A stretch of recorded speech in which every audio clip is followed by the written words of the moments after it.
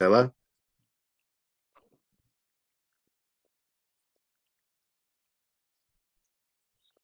Hi.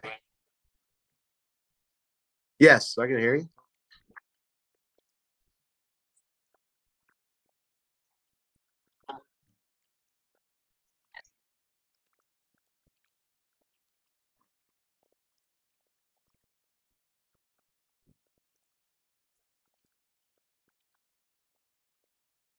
Thanks.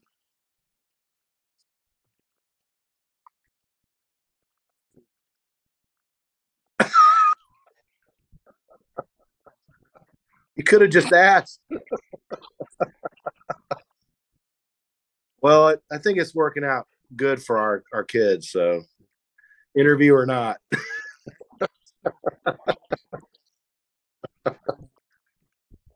Yeah, that's funny.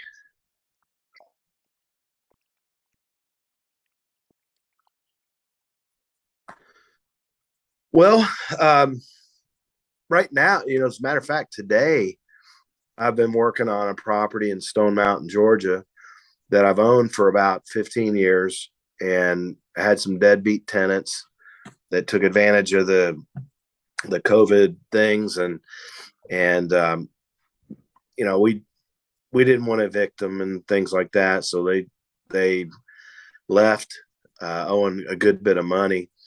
But we decided to just write that off, and I've been trying to figure out what to do with the property over the last couple of months as we were fixing it up. Uh, Place is really nice now. It's We've got it fixed up really nice, and I was over there tonight. We've decided.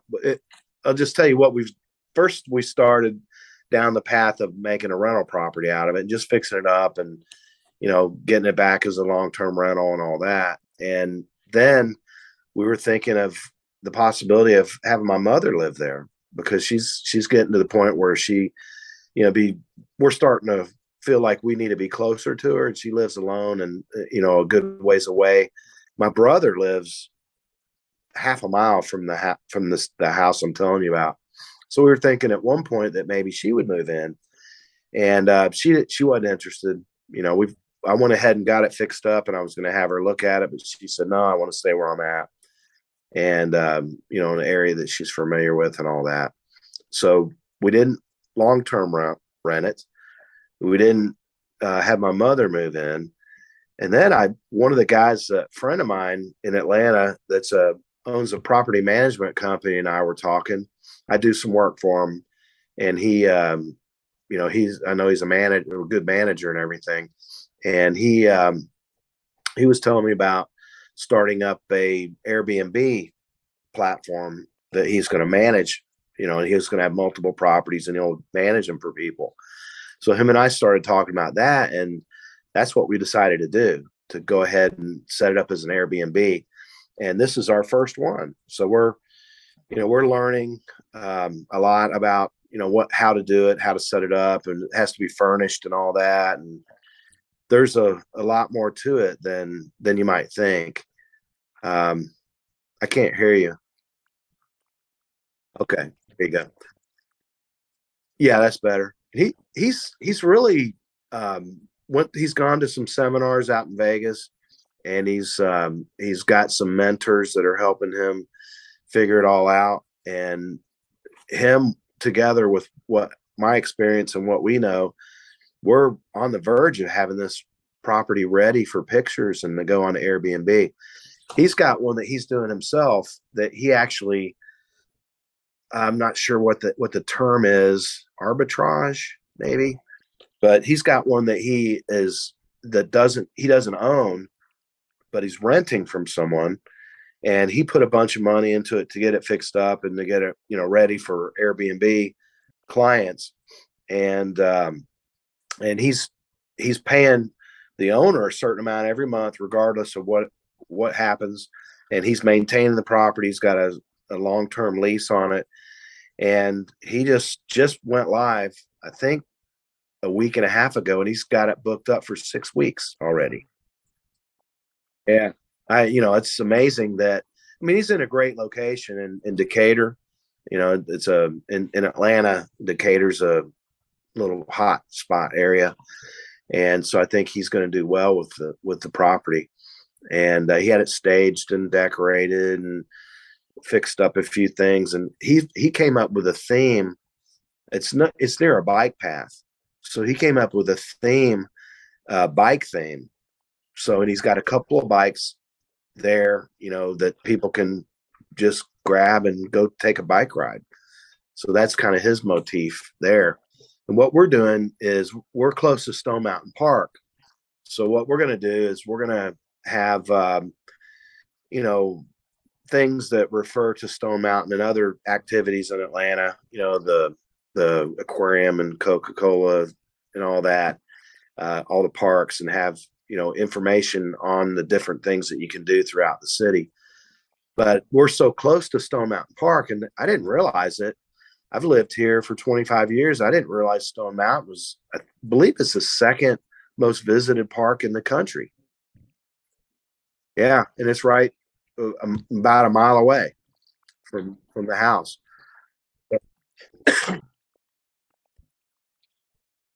Yeah, I did. I didn't even really put two and two together on doing that until I was kind of running out of ideas, and it just, it goes back to kind of what the thing that you and Carolyn were talking about on your last video. It was about, you just have to talk to people, and you have to speak up, and if there's an opportunity, don't be shy to speak about things, and you'll learn a lot more from other people than you will on your own. And I've got a lot of experience in real estate, and I've flipped a lot of houses, and not nearly as many as some other gurus and things like that, but enough to know, a lot of things that you learn through experience. But I didn't even think about Airbnb as a serious thing until I was kind of really already eliminated a couple of things. And then, we ran the numbers, and the amount of money you can make is about double of what you do on a short-term rental. And another thing I learned, I don't know if you know this or not, but in the Stone Mountain area, there are a lot of Airbnbs out there. And if you go in and if you go onto their app and you look at the Airbnbs, you can kind of tell the ones that are really successful by how far out they're booked up. I think that's an indicator, because there's one nearby within a mile of my house it's a tent, and it's a tent. It's a platform with a tent, and it's got a heater. It's got everything you need, but it's like they call it a glamping, right? You've probably heard of that. Maybe you've done it, but it's glamping. That place is booked up for the next 6 months. There's no openings.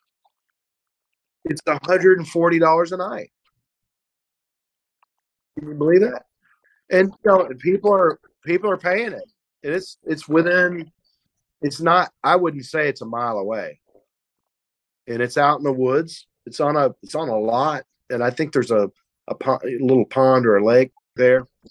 And and I guess the biggest, what I was getting at when I mentioned that, is that you you what I'm finding out, I'm very new at the Airbnb stuff, but what I'm finding out by looking at how far out they're booked out, which ones are booked out like that, it's usually the properties that are a whole house. It's the entire house, 3 bedroom, 2 bath, typical house, fixed up really nice, decorated, staged, all new appliances, all new cabinets, granite countertops, all those kind of things, new light fixtures, everything, stocked, coffee, all those kind of things. What I'm kind of doing mine, the standard that I'm trying to get to with mine is I want it to be like walking into a Marriott hotel. Because when I travel, I usually stay at a Marriott, and we're part of the vacation club, which is a it's kind of like a timeshare, and they are set up for most people stay there a week at a time. And when you go in there, it's got a kitchen, it's got stocked, all the plates, everything, dishwasher. And I'm trying to get our Airbnb set up like you're going into one of those. And we're getting close. We're getting pretty close. I've got a stager over there now, and she's decorating and everything. We bought a bunch of furniture. We furnished the whole house, and it's cost a lot of money to get that up. But I think my ROI is that it's going to take around 12 months, and then it's going to be very profitable. And I believe I have to talk to my accountant, but I believe I can write off everything that I've spent on the furniture this year. So that'll be like section 179, I think it's called. Not giving advice, no advice, but I believe that would qualify for section 179, and you can write off the full amount the first year. So I mean that's a really good write off. And when you make money and you have write offs, then you end up doing better financially. So that's what we're working on now. I've got another house that you went to the big house, didn't you? What? Yeah, yeah. You know what? I was over there yesterday, and it goes back again to you and Caroline. Talking about you always have to be open. You keep your radar on, keep your ears open, and pay attention. And there's opportunities everywhere. So here's a little story I'm going to tell you about yesterday. I was I was working at Chedworth, the house that in Tucker, and I'm there by myself, and I'm doing masonry work. I'm laying bricks, which is something that if it's a small amount, I can do it and it looks good. And I'm sitting there and I'm mixing up the mortar and I'm laying bricks and doing all this stuff on my deck to support a metal beam that's going across. And I hear a door slam or a door shut, and it's a really nice luxury vehicle. Let me just say it that way. And then behind it's another one, and I'm down in the deck, underneath the deck, and I pop my head up like that, and it's like it's like a 40-foot deck. It's got nothing on it but just joists going all the way across, and I stick my head up, and there's like 5 guys standing there, and they're all just like, "What? What's this? What's going on?" I scared the heck out of those guys. And one of the guys, he was he was really flamboyant, and he was, kind of dancing around because I scared him. He had a purse, and he was I could tell he was a nice guy, but just give you an idea of what he's like. He started asking me a bunch of questions. Are you the owner of the property? And is the house for sale and all that? And I've said, well, it's not for sale. I'm remodeling it. And yeah, I'm the owner. And so he started asking me all these questions and stuff. And I said, do you mind giving me your name? And I don't want to say his name. Actually, I don't remember his name, but he was a real estate developer.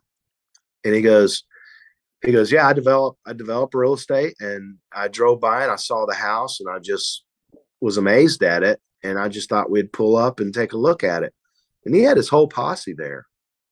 I mean, there was like 5 guys, and they started all asking me questions. And I said, I'll tell you what, I'm working with concrete, so I need to finish a couple things here. But why don't you go down by the pool, and I'll finish this up, and then I'll show you around. He goes, okay. So they walked down by the pool, and they were looking around the lot, and, the backyard and everything. And it was really, really rough a few weeks ago, but I got sod in, and it's starting to look pretty good. The pool's working, and and all that. And so I do my concrete stuff, and then I walk over to the guy, And, he's asking me all these questions about the house, how many square feet, how long is it going to take me to fix it and all this stuff. And I thought he was the buyer for the guy that was interested, but he was the one doing all the talking. And there was a couple other guys there. And so I take him in the basement. I turn on the waterfall on the pool, and I turn on the hot tub, the jets and the bubbles and all that. And they're just like, wow, look at this. And it is a pretty impressive pool.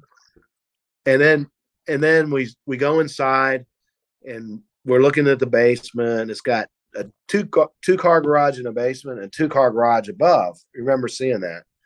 And so I'm showing them around and everything. We go through the whole house. It takes about 30, 40 minutes to go through the whole place because it's huge. It's 9,100 square feet. And then we come outside, and the flamboyant guy is the one I'm talking mainly with. Not nice guy, but that's just a description of him. But he goes walking in and is doing something else, and there's one of the other guys that was there, and he's just standing there, kind of like going like this, just thinking. And I know, I looked at him, and I was like, you got any questions? And he goes, I'm wondering if my wife would like this place. And I was like, are you the buyer? And he goes, yeah. He goes, yeah, I'd be the one buying.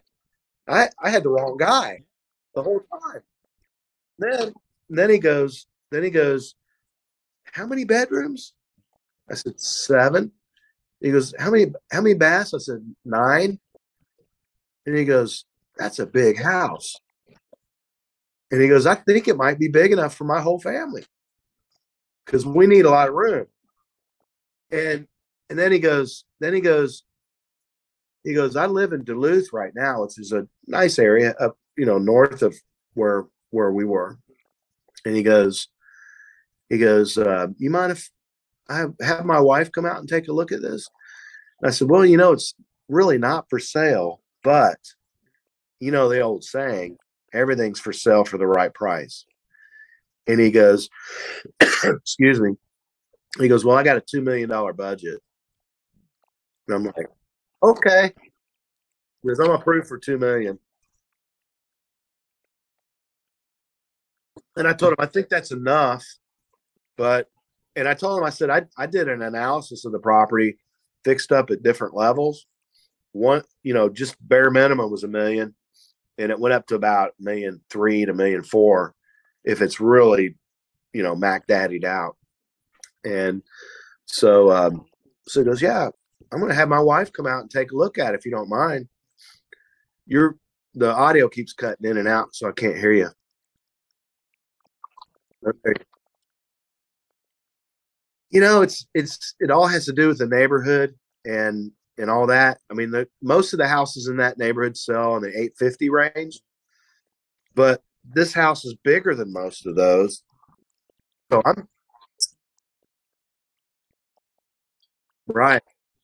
Yeah. I mean, it's really tempting. It's really tempting to move in myself. I love where I live now, but come on. I mean, that house is just incredible. But that I was talking with the guy, and he was just chit chatting about some things here and there, and I found out he's in the music business. He was asking me if there was any celebrities that lived in the neighborhood. I said, well, we got some here and there, but I don't know who they all are. I said, but I mean, look at the houses here. They're all really nice. So there are people with money, whether they're, celebrities or not. I know there's movie industry people, but I don't know if they're the celebrity types. But I told him that I'm not sure if Chili still lives here, but she used to live in the neighborhood. And because her son, Tron, used to go to the same school that my son, Sean, went to, but that was many, many, many years ago. But he goes, Chili. He goes, what? That would be great. I said, I don't know if she still lives in the area or not, but it's been a long time since we talked to her. But he gave me his name, and I looked him up on Spotify, and he's on Spotify. He's got 7 or 8 Spotify songs that are on there that are. I mean, I don't know if I can mention his name. Is that something that's appropriate?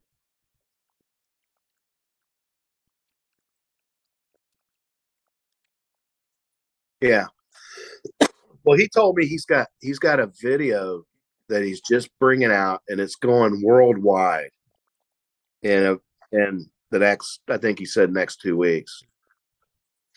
But he told me his name, and it didn't stick. So I texted him, and I said, "What's your name again? I want to look you up on Spotify." But his name's Mont'e Millions. Mont'e Millions. Mont Millions. Super, super nice guy. I mean, he's a really cool guy. And I mean, that just happened yesterday.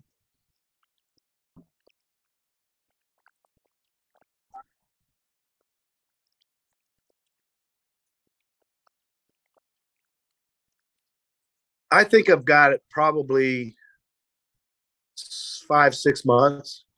We'll be done. Yeah, the hardest part. I mean, there's two parts that are difficult. The very beginning where you're doing. I mean, on a project like this one, where the whole house was demoed. Walls removed. I mean, you saw it. You saw it after I had it for 4 months, and were working on it, fixing it up for 4 months. And you know, certainly not a normal project, but it'll take us probably close to a year, people there every day, to get this one finished because it's so much work. I mean, it's got 4 stories. Count the basements, 3 levels in the basement, and it's 9,100 square feet. So, and every square foot needs work. It's got a 600 square foot deck and a 700 square foot deck. And but back to your question, whenever there's tough parts in the very beginning with the electrical, plumbing, and structural, especially when you're moving walls and things like that. The structural can get really complicated. That's very intensive type of work. And then the very end is very intensive. All the details, everything has to line up. You have to, all the tile, the flooring, the windows, the doors, HVAC's got to all work, all the lighting, and it never fails that when you do a project like this, as soon as you put the drywall up, you find things behind the drywall that you forgot about. Or that, I mean, believe me, I've spent days hanging little strips of danger tape on stuff that I don't want to cover up with drywall. And once all those things are gone, perceivably, there's nothing that can't be covered up with drywall. But every time it seems like something happens. But yeah, the beginning is kind of tough, and then the very end is kind of tough. The middle is the easy part, I guess you could say.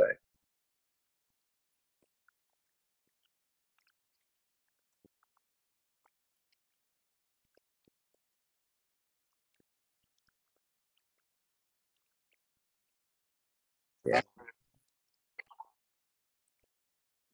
yeah, yeah. If the financing that I'm working on comes through, which it looks like it will, I should know something for sure. I mean, they've already said it's approved, but we're not closed yet. You know what I mean? There's a lot of things that can happen between approval and close.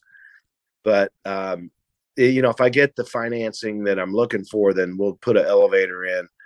And I think that once the elevator's in, and all the other stuff that we're doing to the property to update it and to bring it up to, the highest standards that we can, I think it'll be in the 1.5 range.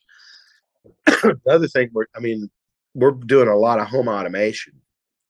So yeah, I mean, everything's going to be automated. I've, we're automating as we go. So I've got garage door openers now, two of them, that every time they open or close, I get a message on my phone, and I can open and close them from my phone. And we've got Wi-Fi in there already. Uh, I would say there's probably a couple miles worth of cable run all over this house for speakers and video cameras and internet. I mean, networking, and all around the outside. There's wiring for cameras and stuff. And I didn't do any of that. That was already done. So yeah, we just got to figure out how to make it all work. So, so yeah,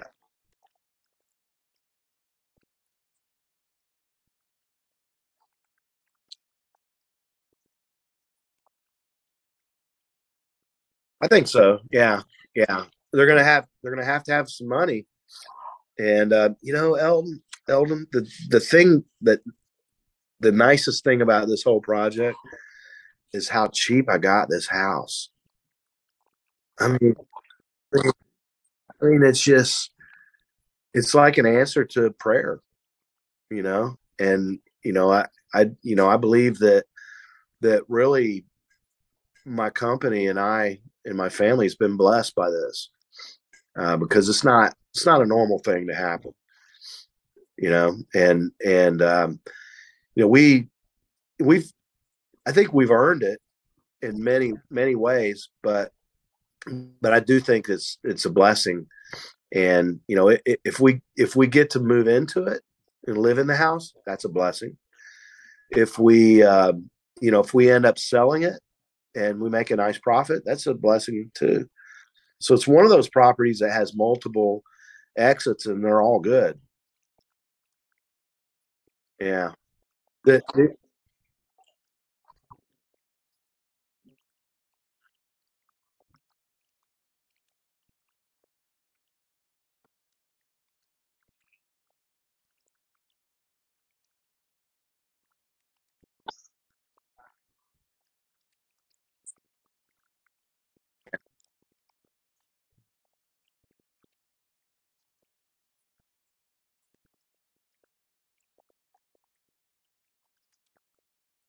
yeah.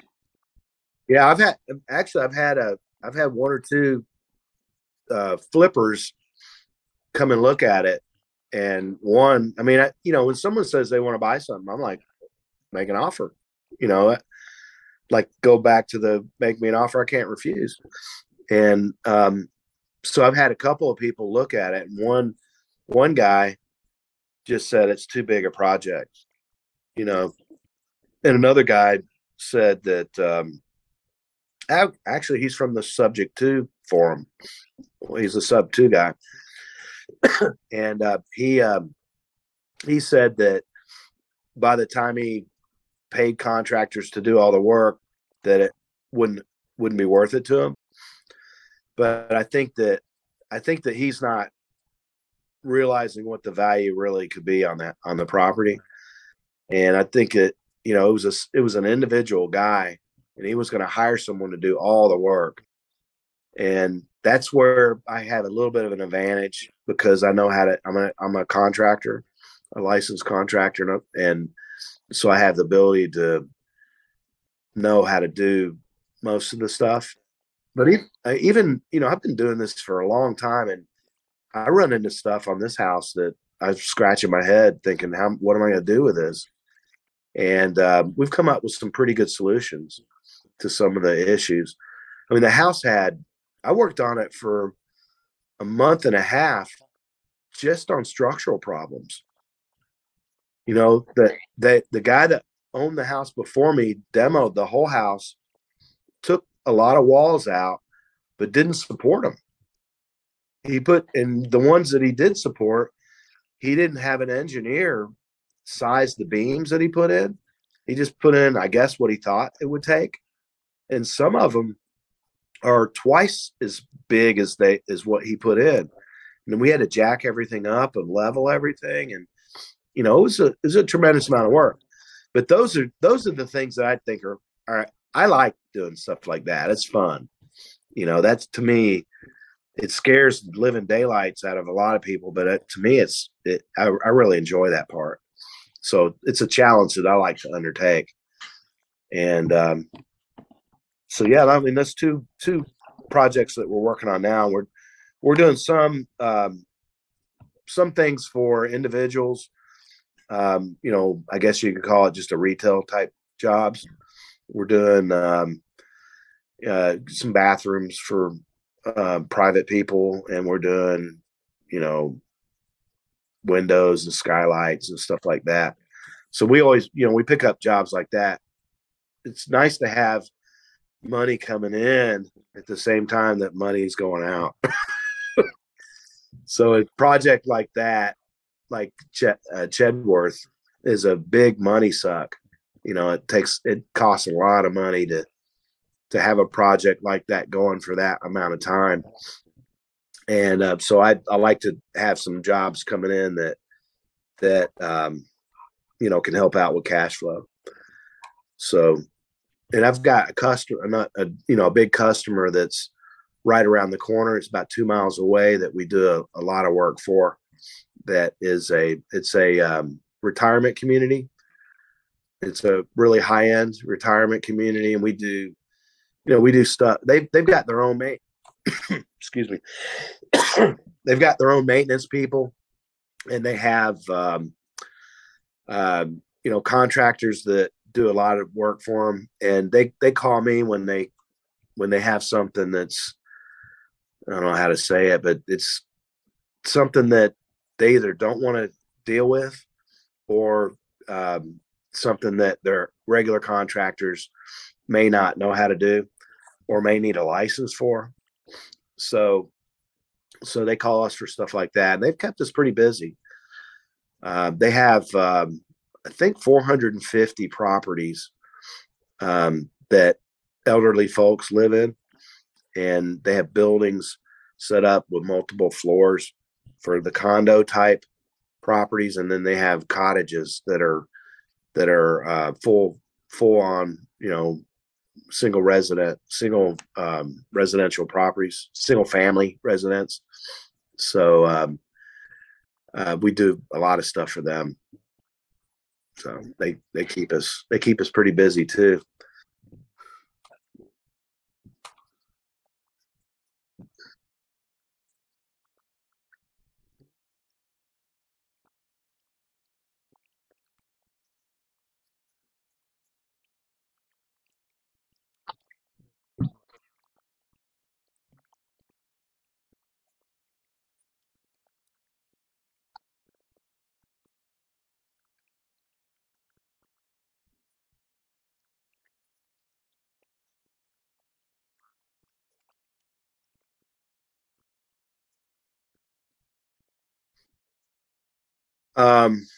Well,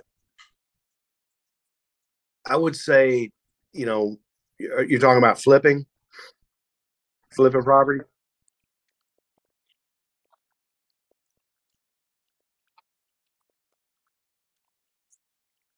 Yeah.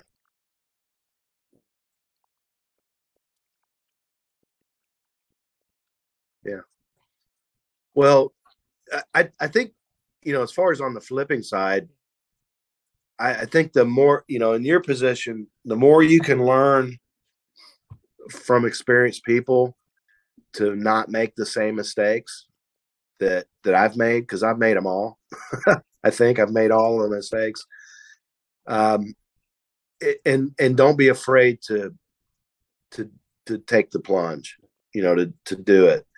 Um, I think that if you've got a good support group and you've got people that you can ask questions and get, intelligent answers, I think that's really important. And you've got that. I mean, you've got coaching, right?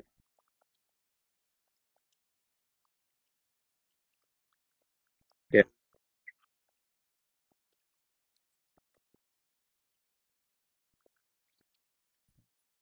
Right.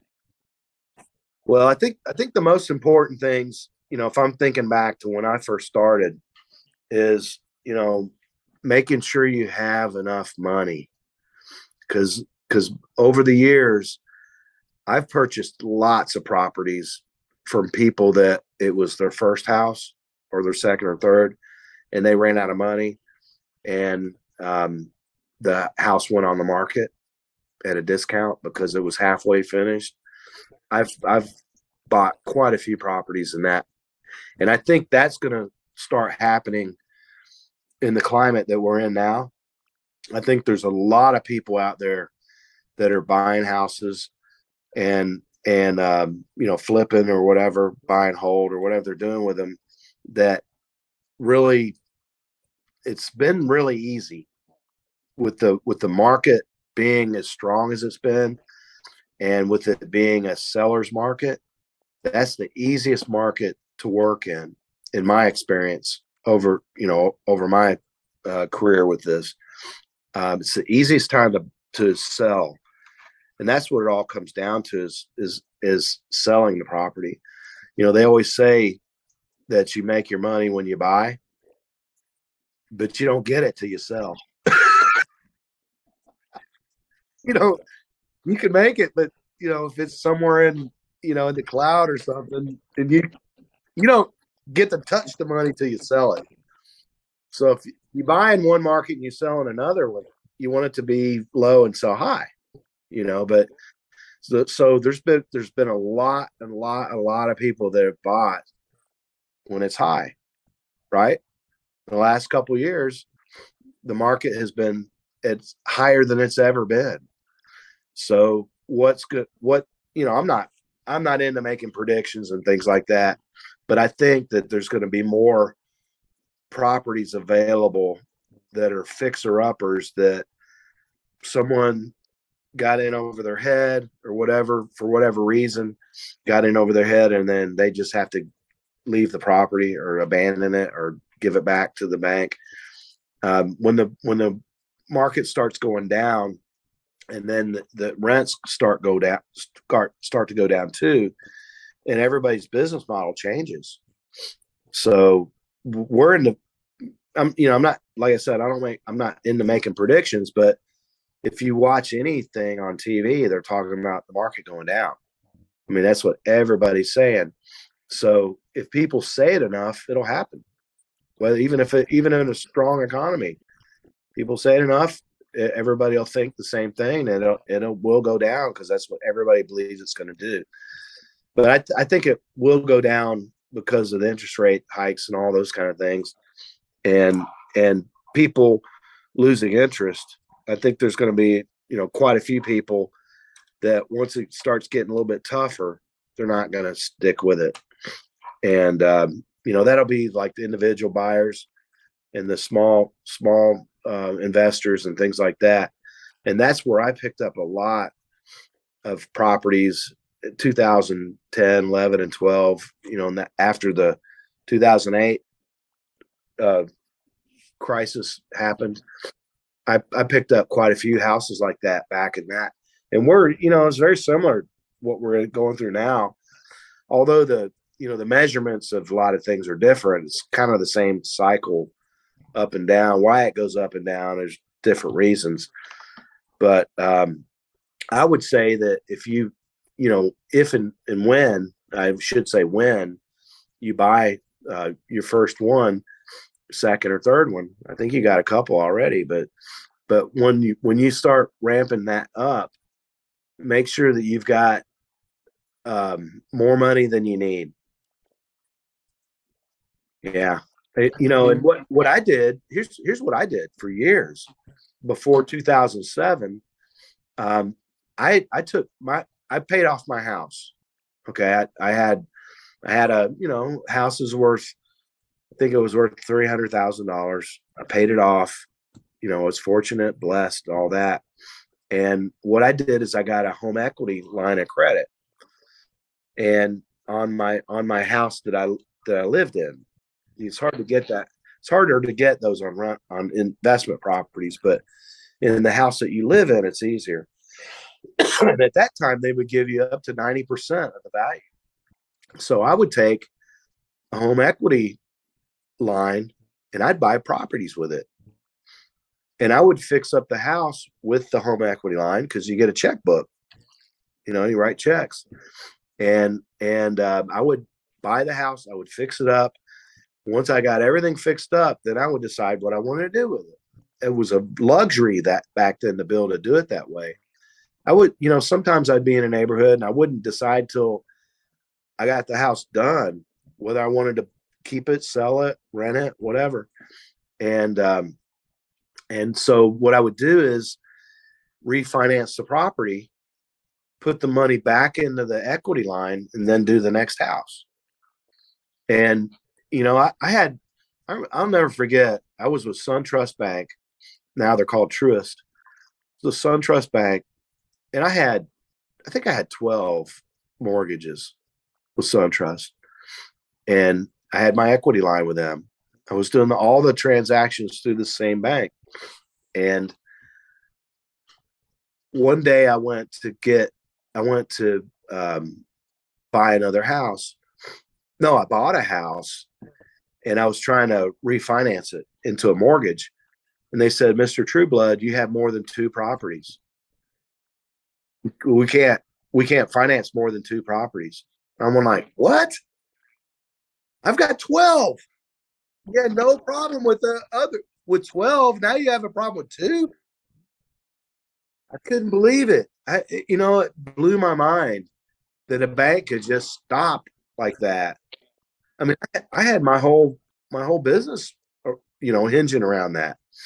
But at that time, I was fully employed with a company, and I just did it on for nights and weekends and stuff like that. It was just that time it was a hobby. It was a really good hobby, but I had 12 properties, all with mortgages, and I never made a late payment, and everything was on time. Everything was perfect, and they wouldn't give me another loan. And what made it even worse is when you get an equity line, there's usually a time frame. It was a 10-year time frame, and they wouldn't renew my equity line. I, I just couldn't believe it. They basically, I had to stop. I mean, that whole plan didn't work anymore. And I remember I was trying to just renew the equity line. It was 280,000. And I remember that I had in SunTrust, I think it was like $350,000 in the bank, just sitting there. That it was a temporary storage place, I guess you could call it. It was like a escrow account, and I just had money sitting there waiting for the next thing. But whenever, it's always best to refinance it, and then you have a payment, and then someone covers the payment. You rent it, or if you don't refinance it, you sell it.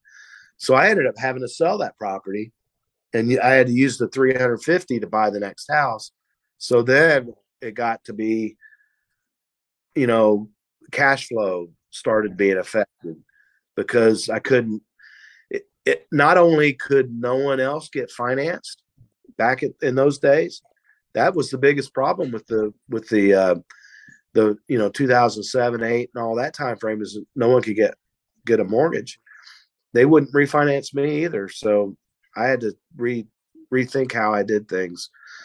And that's another thing that I guess is an important thing to know, is that to realize that you're going to have to reinvent yourself from time to time. And if you really go into this, and you really, and I know you are, because I've talked to you quite a bit. When you really get in this and you're making commitments, and you're making, you have mortgages, and you have tenants, and you have all the things that comes along with the real estate.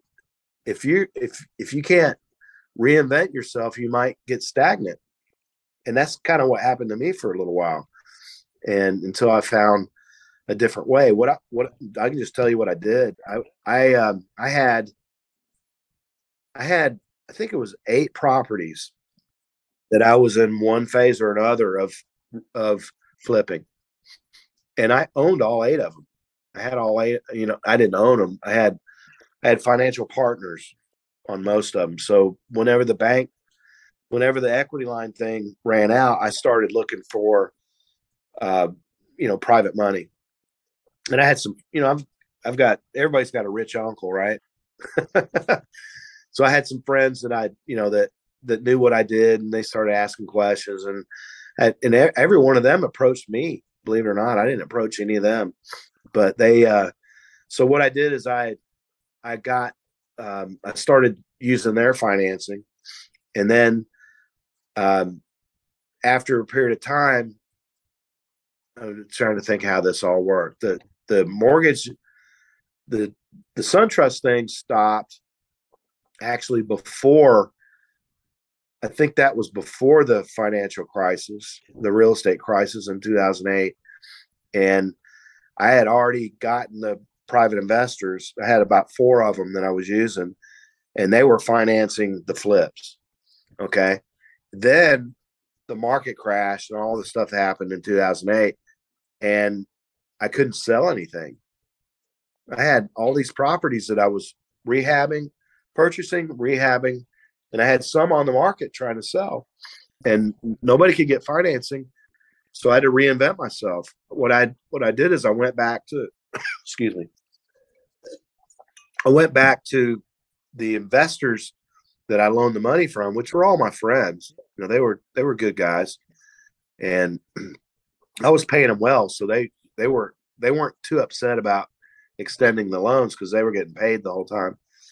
But what I did is I ended up doing lease purchases on all those 8 properties, and I ended up working trying to get people qualified.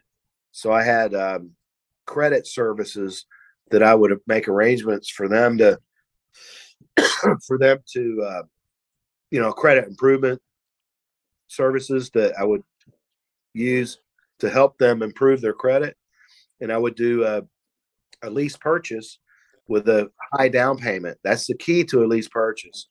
Is it's got to be a pretty hefty down payment, and because if it's a high enough down payment, you won't lose because you keep the down payment if they don't buy the property. I mean, that's one of the principles of a lease purchase. And the higher down payment you get, the better position you're in. And they need to pay enough to cover the mortgage. And then it just kind of kicks the can down the road, so to speak, with selling it. But what happened was everybody made more money. I mean, instead of getting big checks, from selling the whole property, I got little checks every month, and it helped us work through the whole real estate crisis because I had like at that time I think I had 6 properties lease purchased because we were able to sell some of them. I had 6 properties lease purchased, and then for like 2-3 years, we got all that money. But then another thing that we ran into that you have to really be careful about is the way I set up the financing with the private money with the private investors is the interest would accrue. Okay. So if it was, let's say it was $700-800 a month interest that I'm paying them on their money while I'm lease purchasing the property, that started to build up pretty fast amount that was going to have to be paid on the back end of the sale of the house. So you have to be careful about that too. We had to put money in accounts and not touch it because it accrued. And when you're doing a flip and you accrue the money, it's a smart way to do it because you're going to sell the property and then you just pay them out of the closing. I mean, that's the way I always did it is, they get their money back plus interest at closing. But if it's a lease purchase, it kind of changes the game.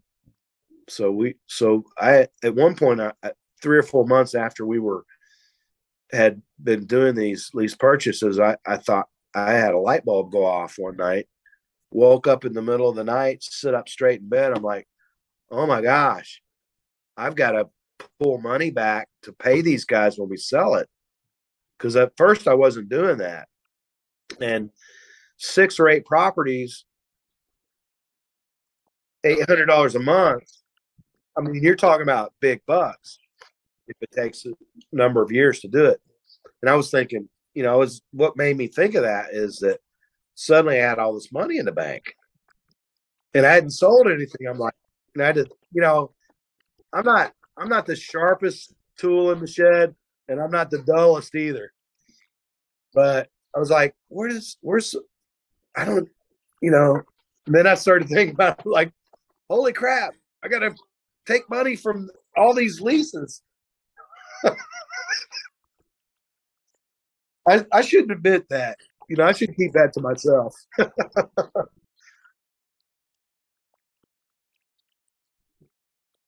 Yeah.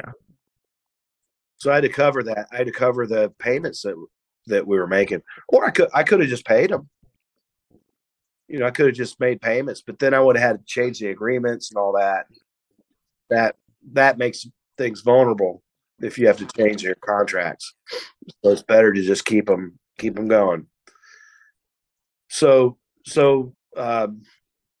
back to your question. I mean, you have to stay.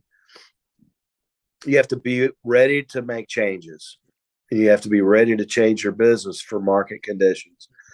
And whenever you're making offers on properties, the market dictates a lot of how you make the offers too, because subject to is good anytime, really.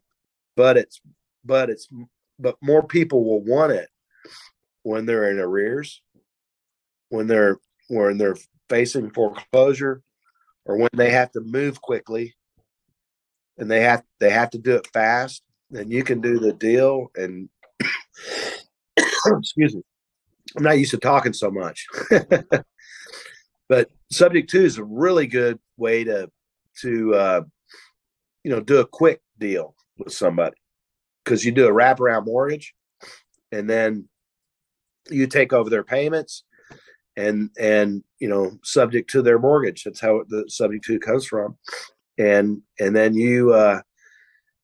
yeah, I mean, you have to do your due diligence and all that, make sure that the numbers work and all those kind of things. But subject to is a wonderful way to buy houses. I mean, you can do it. I've done them before where they paid me to take the house. Where they, yeah, I mean, I've done it where they made their payments until I sold it. They continued to make their mortgage payments, and whenever there's not a lot of equity, you have to do those kind of things, to make it work. And if if you have all those tools in your bag, whenever you're talking to people, then you'll be able to help a lot more people. So I think the more you can study and the more you can learn, and the best way to learn is to do. But if you can, even stuff like buying properties on an option, unless you got hundreds of thousands of dollars, sometimes if you give them an option, that might be a good way. If you can convince them that you will be successful in selling the property, that's what the main thing is being able to give them confidence that you're going to get it done. And find out their pain point. I mean, that's a very critical thing, is when you're talking to a customer about a property, sometimes you're not even talking about the property. You're talking about their personal life. Yeah, what are they going through? Why are they wanting to sell? How urgent is it?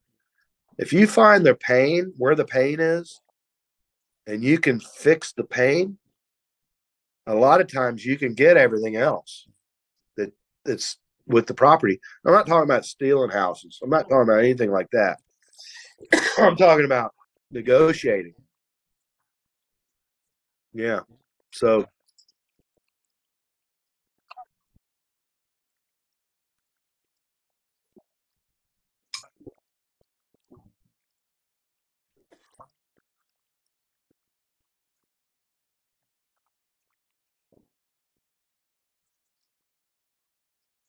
I had a property in Lilburn, Georgia, that It's a beautiful house. It was on the Yellow River, which is a really nice, quiet, picturesque river. It's got deer everywhere.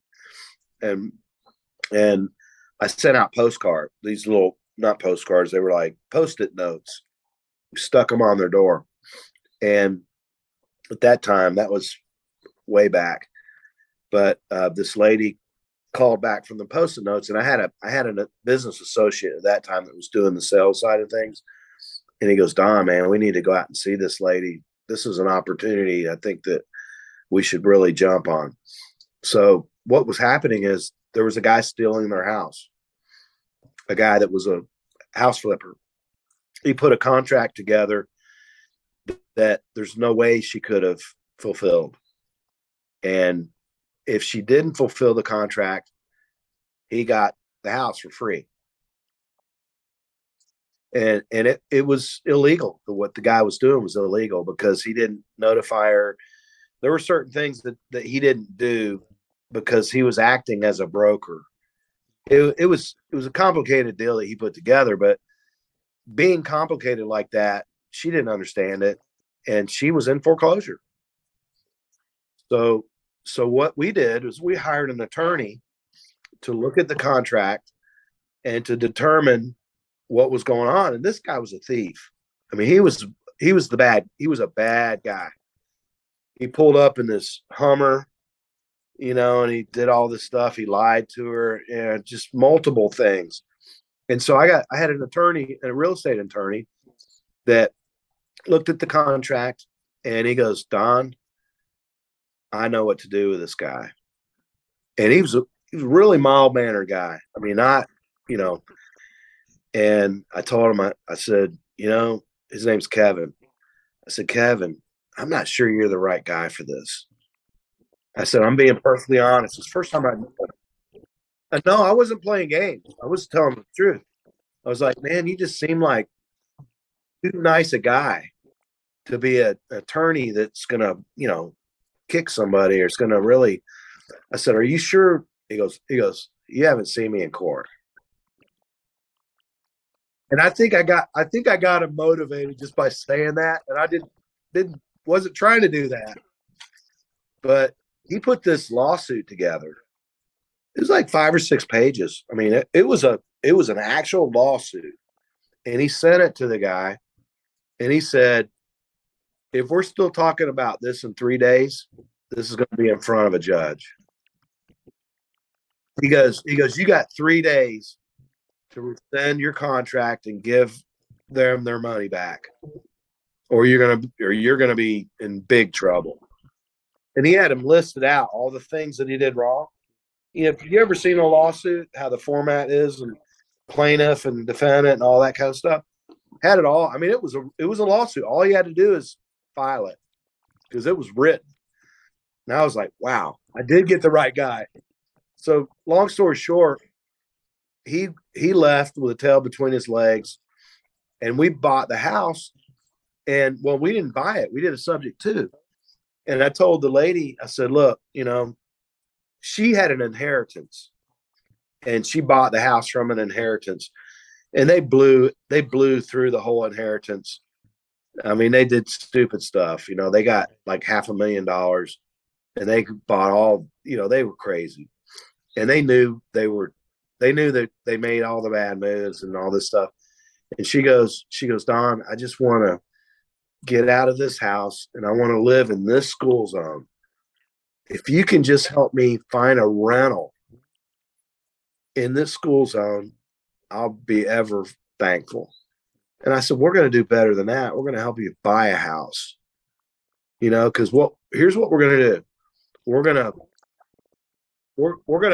to do a subject to your house, and we're going to fix it up, and we're going to probably raise the value about 100,000, and we're going to give you 20% of the profit off the top. Everything, once it's all done, everything's paid for, you're going to get 20% of the profit. And plus we gave them, I think it was like 25,000 to move out and to move into an apartment and all that.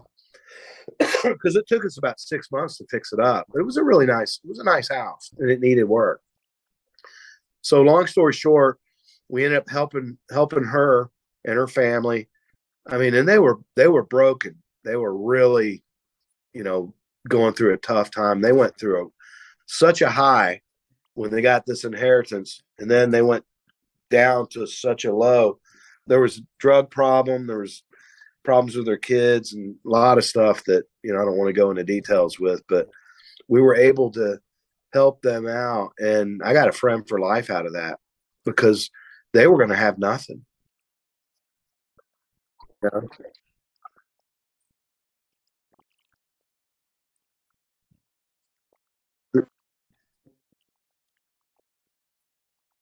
Did you? Yeah.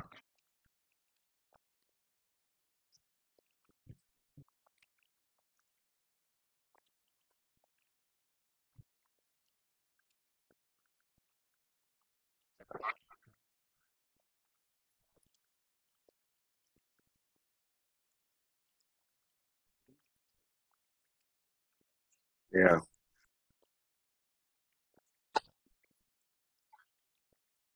You don't have to make, I mean, we made good money. You know, I mean, that was a very profitable deal. Why not give some of it to the people that helped you get it? And it was very fulfilling. I mean, that I can tell you that when I just buy a house off of the MLS system or something like that, there's always a story behind it, but you don't usually know what it is. But when you're knocking doors and you're talking to people that are facing foreclosure and you're, you know, talking to the people while they still have the house, I mean, it sometimes it's tough to see people in the position they're in, and especially if they don't trust you.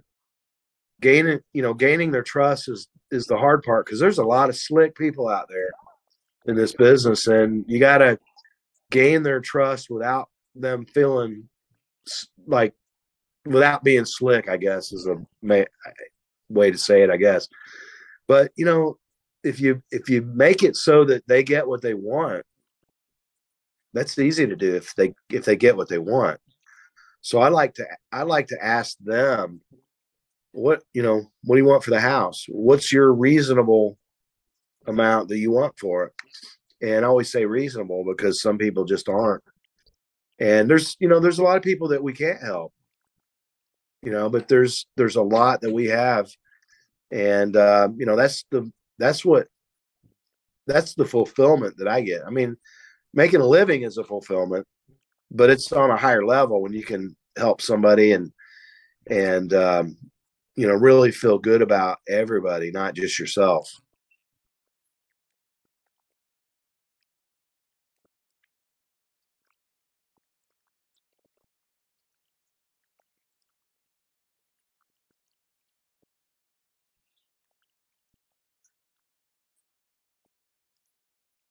How long have you been talking?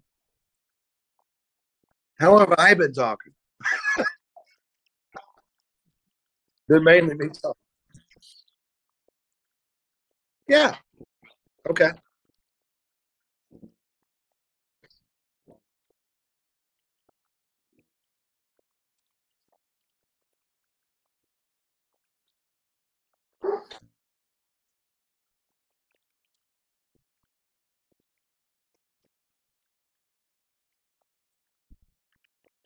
Yeah, I can't wait to have that.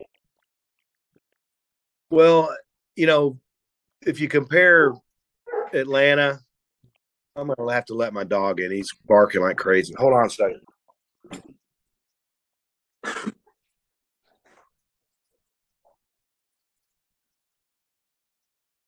Sorry about that.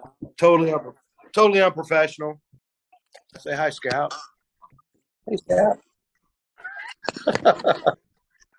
Okay. So if you look at Nashville, Austin, and Atlanta, um, this time around with the curve, the ups and downs and all that, Austin went way up. It was one of the hottest markets in the country for a good long time. Same thing with Nashville. It went way up. Atlanta went up, but it didn't go crazy. I mean, it went crazy for Atlanta, but overall it didn't go crazy, and it didn't go as high. So my experience is the higher the higher they go, the more they come down. And and then, for example, here's an example. Back, years ago, whenever in the time frame that we were talking about a little while ago, I did a flip in Decatur. City of Decatur is a really hot area in the Atlanta area, and especially in the city. And I did this house, and I bought it. It was $180,000. I remember all the details of this house because it was a time when I was kind of really stretching myself, and it was right at the end of the really bad times. And to say, I'd say it's probably 2009 is when I would think, if memory serves me. And I bought this house in the city of Decatur, and the market hardly even went down. When I started doing all my research, before I buy a property, I do the comps and get the tax record and compare square foot price and stuff like that. And I didn't realize it, but city of Decatur hardly went down at all. I mean, it went down, I would guess, about 5 or 6%, when there were a lot of areas in Atlanta that went down 15, 20, crazy amounts. And because Decatur didn't go crazy up, it didn't go crazy down. It stayed pretty stable. And I think that, as the cycle happens and the market starts to go down some, I mean, it may not even go down. It may just go straight. It may just keep going straight. I mean, some people are predicting that, and that's what I hope happens. But if it does cycle down, typically what happens is the ones that go the most up come back down the most. And the last time it happened, it was California, Las Vegas, Phoenix, South Florida, the west coast of Florida, some areas in the Northeast went way up, and then went way back down. So that's what I think's probably going to happen in the next year, is that'll happen. Yeah. And Austin, I don't really know the Austin market that much. I've only been there a couple times in my travels, but it's from what I hear, it's a pretty vibrant area right now, with a lot of big manufacturers moving there from California and stuff like that. And when people with money move in, that's all you need for an economy to go up. Is when the money goes somewhere, everybody else follows. Yeah, yeah. I think Atlanta's gonna settle down some. I don't mind if it comes down a little bit, honestly, because it's easier to flip houses when you can buy them cheaper. You know, what I'm hoping happens is the luxury houses stay up, and the middle houses, if anything goes down, they go down, because the luxury people can afford to pay those prices. And I'm not the type of person that says if you can afford it, you should have to pay it. But that's the part of the market that, if it stays up, it's better for everybody too, I think. And the craziness going on in the suburbs of houses that, last year were 200,000, now they're 450. That's just crazy. So that, I think that's got to level out some.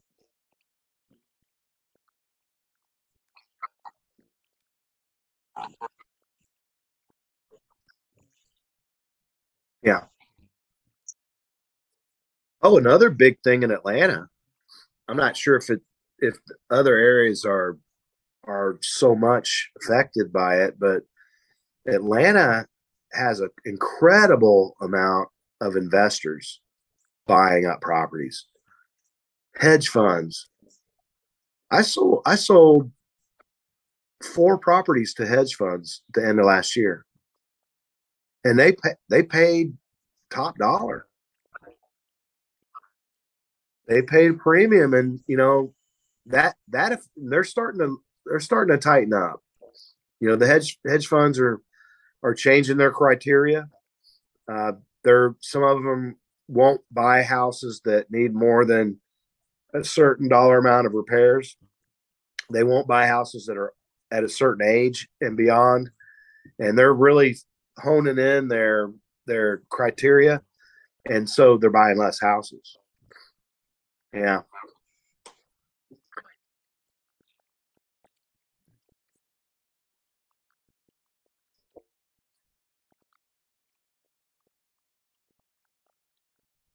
that is not healthy. Yeah, but I've got one house that I had it for 15 years, and I sold it last year because it was up so high. And I drive by that house almost every day, and it's been vacant ever since. So there's a tremendous amount of vacant properties owned by hedge funds and places like that they just haven't decided what they want to do with them. And that's not good.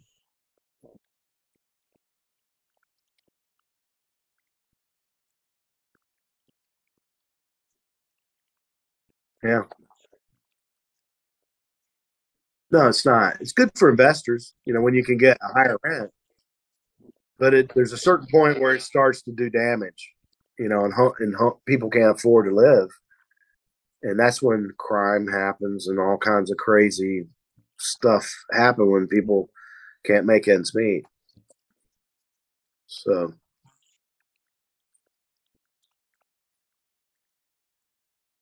yeah, it's about a half an hour past.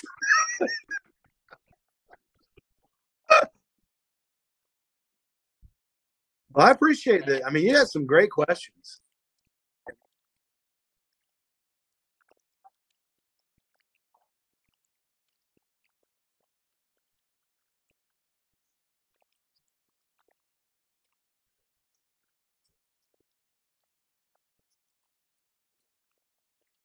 Well, it's likewise. I feel the same way. So yeah,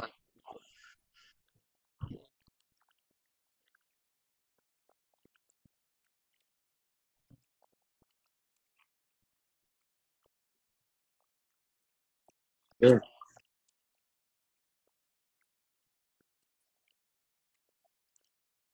yeah.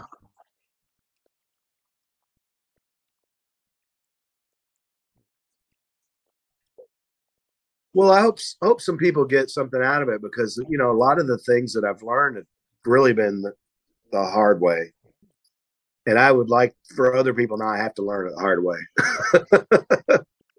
It's better for everybody.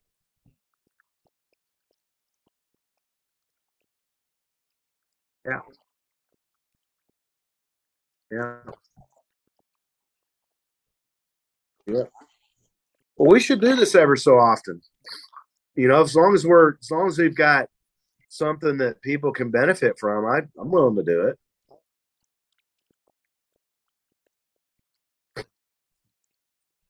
All right, hey man, making me feel good.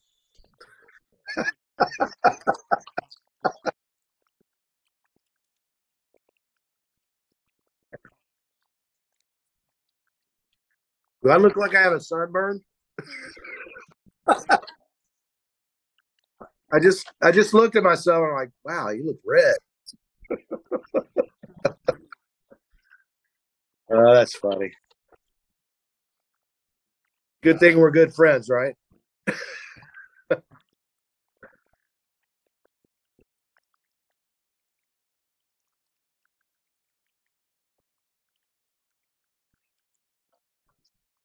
Yeah, that would be a lot better. Yeah, but you know,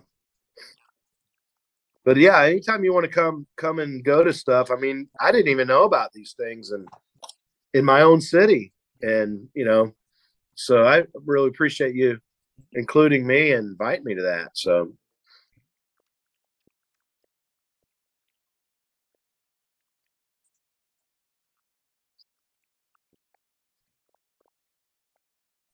all right. Appreciate it, Eldon. Have a good one.